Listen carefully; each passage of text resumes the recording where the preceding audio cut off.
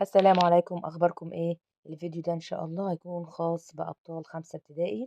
هنحل مع بعض التقييمات الخاصة بالأسبوع السابع. يلا نبدأ بالأداء الصفي. والأداة الصفية عبارة عن أسئلة اختيارات. نمبر 1: She ate the newspaper yesterday. البنت عملت إيه في الجريدة امبارح؟ عندي الجملة هنا زمنها زمن الباست simple، الماضي البسيط. طب عرفت منين؟ عرفت من كلمة yesterday. لما أشوف yesterday يبقى أنت هتدور على الفعل في زمن الماضي البسيط. طب شكل الفعل إيه في الماضي البسيط؟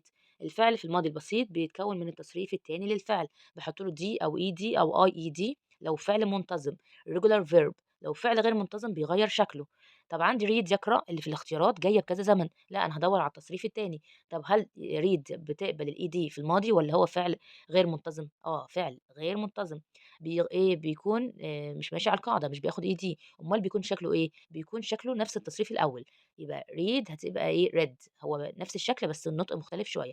read هتبقى red، يبقى أنا برضه بادوّر على شكل كلمة read في زمن المضارع، هي في زمن الماضي.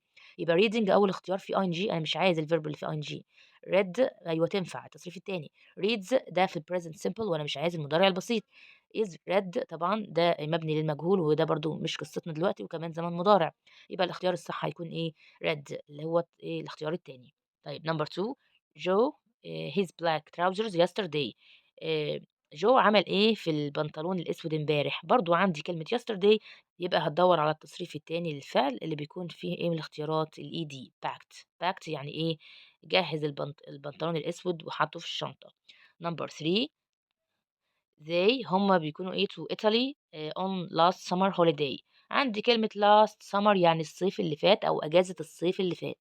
طيب الأجازة اللي مرّت علينا خلاص زمن ماضي، طالما شُفت last عاملة زي yesterday علامة من علامات زمن الماضي البسيط.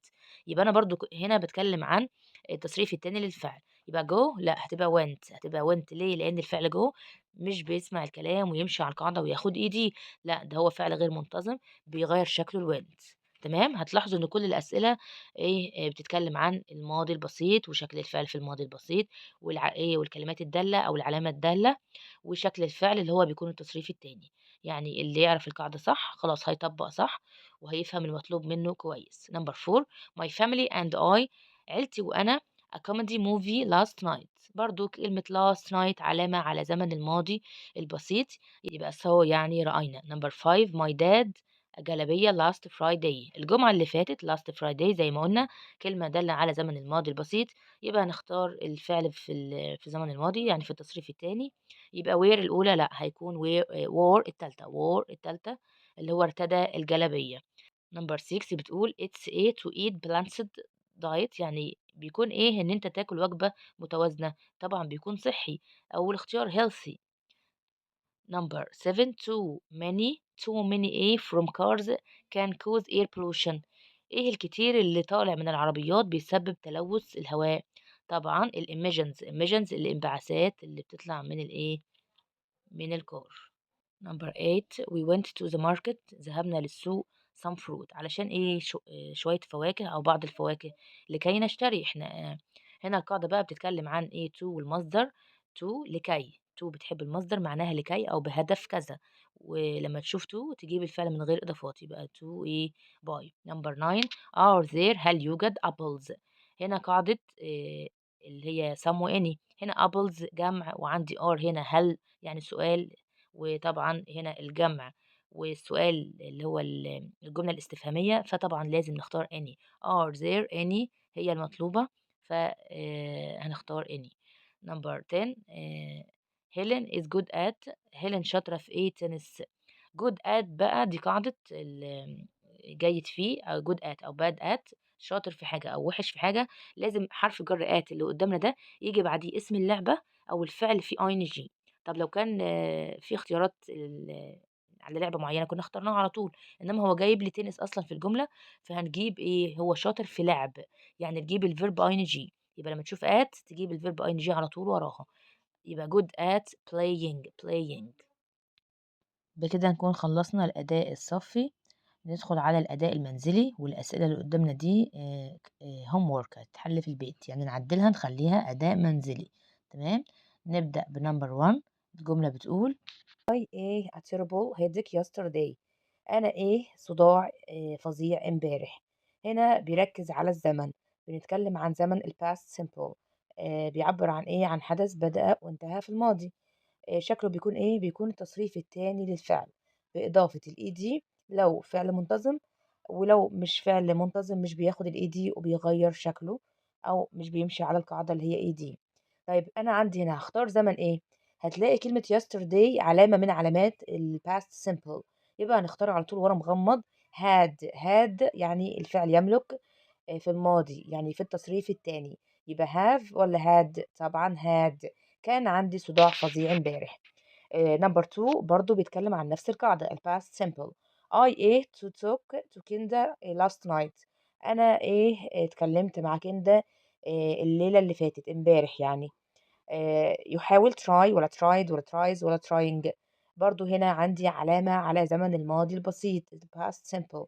last night أول ما تشوف last وكلمة معاها اعرف إن الجملة دي في زمن الماضي البسيط، ودور على التصريف التاني على طول اللي هو لو في ed أو فعل irregular، فأنت برضو بتختار التصريف التاني الخاص بيه. هنا طبعا try هتكون في الماضي tried اللي هي be، يبقى نعمل circle على try. نمبر 3 بيقول I ate the phone bill yesterday. أنا عملت إيه في فاتورة التليفون امبارح؟ برضو هنا علامة من علامات زمن الماضي البسيط yesterday، يبقى هجيب الفعل في زمن الماضي يعني في التصريف التاني. pay ولا paid ولا pays ولا goes؟ طبعا paid يعني دفع الفاتورة بتاعة التليفون. نمبر 4 she home early yesterday. هي للمنزل امبارح. طالما امبارح يبقى leave يغادر ولا left؟ غادرت طبعا left على طول علشان yesterday. نمبر 5 he bought new boots to اشترى أحذية جديدة أو حذاء جديد to for playing football. خلي بالك بقى هو اشترى خلاص تمام زمن past simple، بس عندي to جت يبقى عايزة مصدر الفعل. هندور على wears أول واحدة فيها إضافة الأس، ولا wear ولا wearing ولا wore؟ طبعا wear اللي هي في المصدر، يبقى المرة دي أخدنا مصدر علشان to بتحب المصدر. نمبر 6 I went to the hall to my coat. أنا رحت الهول علشان أجيب طلعت الصالة عشان الجاكيت أو المعطف بتاعي.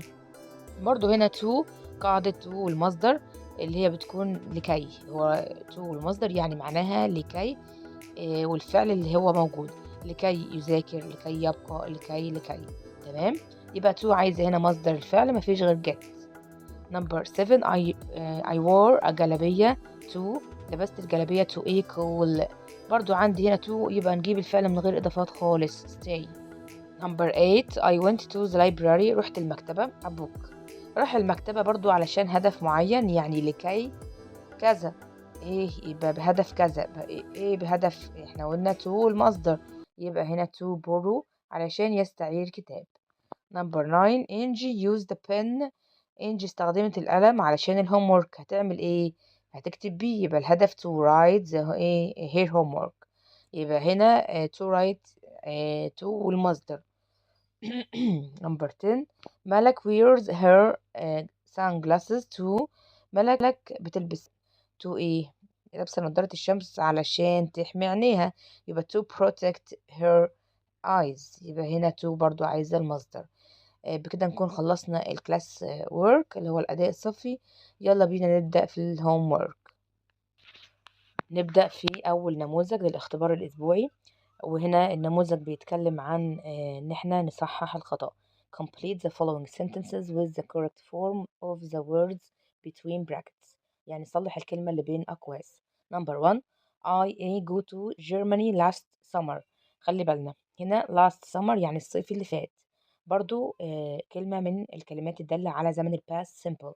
يعني ال past simple الماضي البسيط، يعني هنضيف للفعل تصريف تاني. طيب شكله التصريف التاني؟ بنضيف ed او ied او دي للفعل تمام. لو regular منتظم، لو غير منتظم زي الفعل جو اللي عندنا ده يبقى مش هي مش هيمشي على القاعدة، هيكون went، يبقى جو هتبقى went تمام. يبقى ده التصليح بتاعها. نمبر 2 she meet her best friend in 2007. يعني في 2007 ده زمان ماضي طبعا، فهنا جايب لي بتقابل زميلتها في 2007 ولا قابلت خلاص؟ قابلت، يبقى meet عايزين التصريف التاني وهو فعل غير منتظم هيبقى met. هنشيل ايه منه بقى ايه تصريف تاني. Number 3 I finish reading my book last night. هنا ينفع ان انا بخلص قراءة امبارح؟ طبعا لا. خلصت قراءة، انتهيت من القراءة last night، يبقى finish هتبقى finished. Number 4 I ate some dolphins 2 weeks ago in the sea. أنا شفت اتنين أو بعض من الدولفين في إيه؟ في البحر من أسبوعين. عندي كلمة ago برضو من علامات الماضي البسيط. لما تشوف ago في الجملة وقبلها مدة زمنية اعرف إن الفعل هيجي في التصريف التاني. يبقى سي هتبقى so لأنه فعل غير منتظم. Number 5 جودي is sick yesterday. جودي بتكون تعبانة امبارح؟ لا طبعا كانت. يبقى is هنجيب التصريف التاني ليها هيكون ايه was. التصريف التاني للفيرب to be اللي هو ايه is هتكون was. كده أول نموذج. نشوف تاني نموذج برضو هو سؤال الكوريكشن اللي هو التصحيح. نمبر 1 بيقول we are in the same class last night. احنا في الفصل السنة اللي فاتت ولا كنا في نفس الفصل السنة اللي فاتت؟ last year برضو من علامات الماضي البسيط. يبقى are هتكون were. نمبر 2 they go to the theme park yesterday. بيذهبوا لحديقة الملاهي امبارح ولا ذهبوا؟ طبعا ذهبوا ولسه حالين زيها. go هتبقى went. صفا have an interview last week. كان عندها interview last week يبقى الأسبوع اللي فات. يبقى have هتكون had. number 4 we do well in the exam yesterday. احنا يعني حلينا كويس في الامتحان امبارح. يبقى do هتبقى did. التصريف التاني هيكون ايه did علشان كلمة yesterday بتدل على زمن الماضي. Number 5 بيقول scientists discover new medicine in 1990. يعني في سنة 1990 طبعا في الزمن الماضي. يبقى العلماء يكتشفوا ولا اكتشفوا؟ discover هتبقى discovered. هنحط لها ed لأنه فعل منتظم. نشوف النموذج اللي بعديه وده آخر نموذج معانا في تقييمات. برضو سؤال التصحيح. نمبر 1 بيقول mom play in a school team when she was younger. ماما بتلعب في الفريق لما كانت صغيرة. طبعا باقي الجملة لما كانت أو عندما كانت إيه أصغر. يبقى الفعل play هيكون played لعبت. نمبر 2 I really enjoy university life. It was fun. يعني حقيقي كنت مستمتعة بفترة الجامعة أو الحياة الجامعية كانت ممتعة. آخر الجملة بيقول كانت ممتعة هتبقى enjoyed علشان باقي الجملة ماضي. يبقى الجملة اللي قدام تبعها برضو في نفس الزمن هيبقى ايه هيكون الزمن ماضي برضو. Number 3 my grandfather جدي own a bakery before he retired. يعني جدي كان عنده ايه مخبز قبل ما هو يتقاعد أو يوصل لسن المعاش. فهنا بيقول لي own يعني يملك. ده بيقول لي باقي الجملة خلاص هو قبل ما يوصل لسن المعاش. برضو الجملة دي ماضي يبقى الجملة اللي قدام تبعها برضو ماضي. يبقى own هتبقى owned. Number 4 we live in a small town when we were younger. برضو باقي الجملة بيقول لي when we were younger عندما كنا أصغر. يبقى بنعيش ولا عشنا؟ لا عشنا خلاص. يبقى live هتكون lived. آخر جملة معانا number 5 the weather الطقس is beautiful yesterday. الطقس بيكون beautiful يعني جميل امبارح. خلاص is هتكون is هتجيب التصريف التاني بتاعها هيكون ايه was. بكده تكون خلصت التقييمات لسنة 5. إيه ان شاء الله تكونوا استفدتوا ونكمل باقي التقييمات ان شاء الله في فيديوهات جاية. مع السلامة.